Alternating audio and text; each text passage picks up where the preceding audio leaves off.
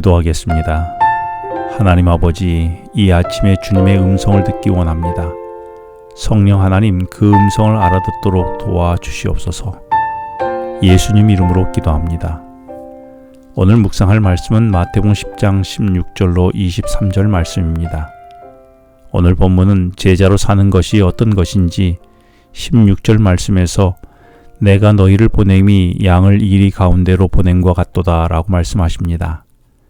이는 내가 복음을 믿고 말씀대로 살아간다면 모두가 기뻐하고 지지해 줄 것 같지만 그렇지 않다는 것이지요.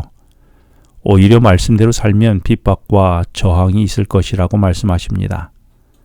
더구나 예수님의 증인으로 살도록 선교지로 보내질 때에도 그 선교지는 복음을 쉽게 받아들이지 않아서 그리스도인들의 선교 여정은 마치 잡아먹을 듯한 기세로 달려드는 이리떼에게 나아가는 양처럼 위험할 것이라고 하신 것입니다.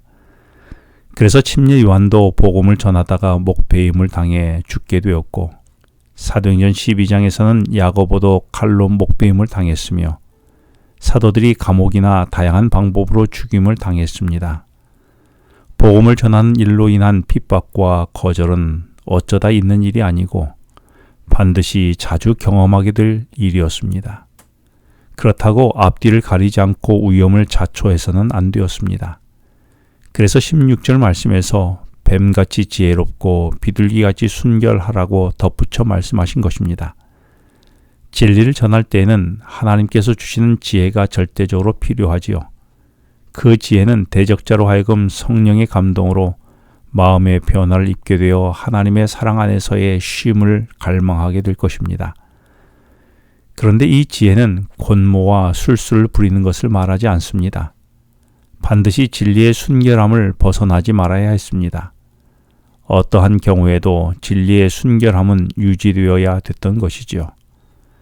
나는 하나님 나라의 복음을 깨달았습니까?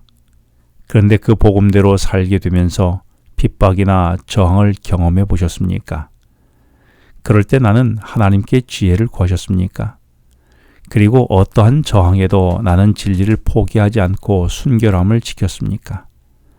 하나님 나라의 백성은 어떤 순간에도 진리의 순결함을 포기하지 않는 사람이지요.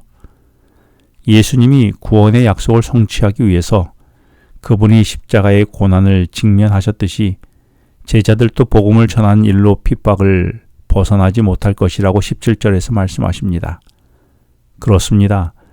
복음은 복음을 싫어하는 사단으로 인해 저항에 부딪히게 되어 있습니다.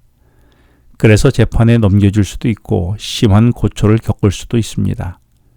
심지어 재판 과정에서 당시의 권세자들인 총독과 임금 앞에 끌려가서 모진 고초를 당할 수도 있었습니다. 그런데 18절에서 이는 그들과 이방인들에게 증거가 되게 하려 하심이라고 말씀하십니다. 이 말씀은 예수님처럼 공회에 넘겨지고 총독과 임금 앞에 끌려가서 채찍질을 당하는 순환의 현장에서조차 예수님과 복음을 증거할 자리가 될 것이라고 하신 것입니다. 실제로 제자들은 훗날 갈리오나 베스도나 가이사레 벨릭스 등과 같은 사람 앞에 끌려가서 복음을 전했고, 분봉왕 헤롯이나 심지어 바울은 로마 황제에까지 끌려가서 죄수의 몸으로라도 복음을 전하기 원했었지요. 이처럼 복음은 다양한 고초를 불러올 수도 있지만 그리스도인들은 이 기회조차 복음을 전하는 소중한 기회가 될 것이었습니다. 나는 복음을 전하다가 발생하게 될 어려움을 생각하고 두려워서 아무것도 하지 않고 있지는 않습니까? 그런데 그 난처한 상황이 오히려 예수님을 소개하고 복음을 전하는 소중한 통로가 될 수 있음을 나는 알고 있습니까? 나는 어떤 상황에도 복음을 전하고 싶어 할 정도로 복음을 사랑하고 귀하게 여기고 있습니까? 혹 나는 그동안 복음을 전한 것을 수치스럽게 생각하거나 가급적 피하고 싶은 것으로 생각하지는 않았습니까? 때로 복음을 전하고 싶은데 아는 것이 없다며 말 주변이 없다며 주저할 때가 있었을 것입니다. 역시 예수님의 제자들도 별로 배운 것이 없고 말에도 투박한 어투였던 제자들도 많았었지요. 그들도 예수님의 복음을 전하는 증인으로 살아가는 것이 분명히 두려웠을 것입니다. 그래서 주님은 19절에서 증언해야 할 때에 어떻게 또는 무엇을 말할까 염려하지 말라고 하십니다. 그러면서 그때에 너에게 할 말을 주시리니 라고 말씀하셨지요. 그러므로 20절에서 말하는 이는 너희가 아니라 너희 속에서 말씀하시는 성령이니라고 말씀하십니다. 혹 나는 말할 줄 모른다고 복음을 전하는 것을 회피하지 않았습니까? 이는 복음 전하도록 명령하신 하나님의 명령을 핑계 삼아 회피한 것이 아닐까요? 그래서 나를 통해 일하시는 성령의 일을 방해한 것은 아닐까요? 오늘 본문의 말씀을 정리하면서 분명 복음을 접하고 살아가는 것은 복음을 싫어하는 사단으로 인해 다양한 저항을 만나게 될 것임을 다시 말씀하셨습니다. 그 저항은 21절에서 가정이나 친지, 형제 가운데서도 있을 것이었습니다. 즉 22절에서 예수님의 이름으로 외치는 곳마다 저항이 있을 수도 있다고 말씀하셨지요. 그러나 중요한 원칙은 그럼에도 끝까지 견디는 자는 구원을 얻으리라고 말씀하십니다. 왜냐하면 진리는 반드시 성공할 것이기 때문입니다. 나는 요즘 복음의 진리로 인해 어떤 어려움을 경험하고 있습니까? 그것 때문에, 복음 때문에 수입이 줄었습니까? 직장에서 퇴출될 위기에 있습니까? 관계가 끊어져 가고 있어 두렵습니까?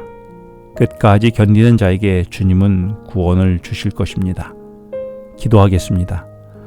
하나님 아버지, 복음으로 기뻐하고 복음 전하는 것을 두려워하지 않게 하시고 복음 전하는 일로 손해를 보더라도 두려워하지 않고 끝까지 견디게 하여 주시옵소서. 예수님 이름으로 기도합니다. 지금은 개인 기도 시간입니다. 오늘 주신 말씀을 묵상하면서 주어진 기도 제목과 개인 기도 제목을 놓고 기도하시겠습니다.